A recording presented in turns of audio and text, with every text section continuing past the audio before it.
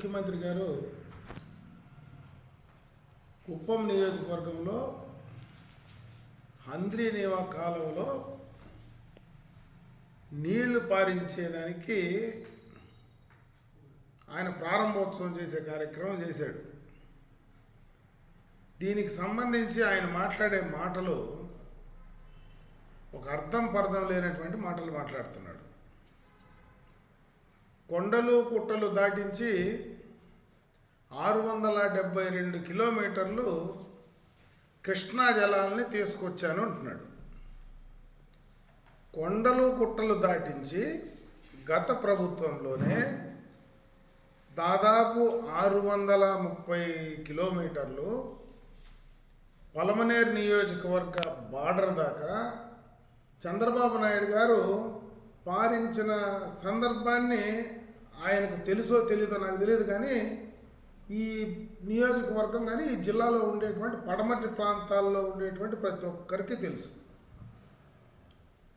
ఇంకొక పక్క మాట్లాడుతూ ఈ ప్రాజెక్టు ఆయన ముఖ్యమంత్రిగా ఉన్నప్పుడు ఈ కాలువలు ఏది పని చేయలేదు,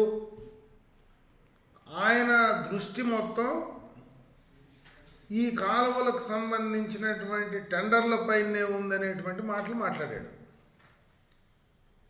అయ్యా జగన్మోహన్ రెడ్డి గారు, మీరు అధికారంలోకి రాక మునిపే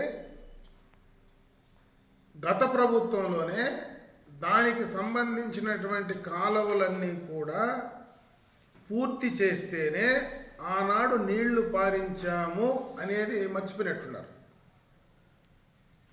ఇంకొక పక్క ఆ పలమనేరు నియోజకవర్గానికి ఏదైతే ఆదినపల్లి దాకా నీళ్లు వెళ్ళాయో అక్కడి నుంచి దాటుకొని వెళ్ళే సందర్భంలో గత ప్రభుత్వంలోనే అప్పటి ఇన్ఛార్జిగా ఉన్నటువంటి చంద్రమౌళి గారు కేసులు వేయించి ఆ రోజు దానిపైన స్టే తీసుకొచ్చినటువంటి వాట ఒకసారి గుర్తు చేస్తున్నారు. ఆ స్టే తీసుకొచ్చి కూడా ఆ రోజు పనులు ఆపు చేయించింది ఆనాడు కుప్పం నియోజకవర్గ ఇన్ఛార్జిగా ఉన్నటువంటి వైఎస్ఆర్ కాంగ్రెస్ పార్టీ నాయకుడు అని చెప్పి తెలియజేసుకోవడం జరుగుతూ ఉంది. మీకేమైనా అనుమానం ఉంటే జగన్మోహన్ రెడ్డి పోయి చంద్రమౌళి గారితో మాట్లాడొస్తే మాకేం అభ్యంతరం లేదు. ఇంకొక పక్క ఆ కేసు వేసినట్టు వాళ్ళపైన, వాళ్ళ పార్టీ వాళ్ళపైన ఈ 4.25 సంవత్సరంలో గత ప్రభుత్వంలో దాదాపు 420-30 కిలోమీటర్లు నీళ్లు తీసుకొస్తే పాపం జగన్మోహన్ రెడ్డి గారికి 4.25 సంవత్సరం పట్టింది. ఎక్కడి నుంచి? ఆదినేపల్లి నుంచి నీళ్లు కుప్పానికి తీసుకెళ్ళడానికి. అది కూడా ఎట్లా మనం పోయి చూసాం. ఎక్కడికక్కడ అడ్డలు కట్టేసినారు, అడ్డకట్టలు వేసినారు. ఆ అడ్డకట్టల్లో నీళ్లు నింపేది, ఆ జేసీబీలతో కట్టలు దించేది. ఆ కట్టలు దించినప్పుడు ఆ నీళ్లు బర్రని పోతాయి. అంటే నీళ్లు గ్రావిటీ మీద పంప్ చేస్తే అక్కడ గ్రావిటీ మీద పోయే పరిస్థితి లేదు.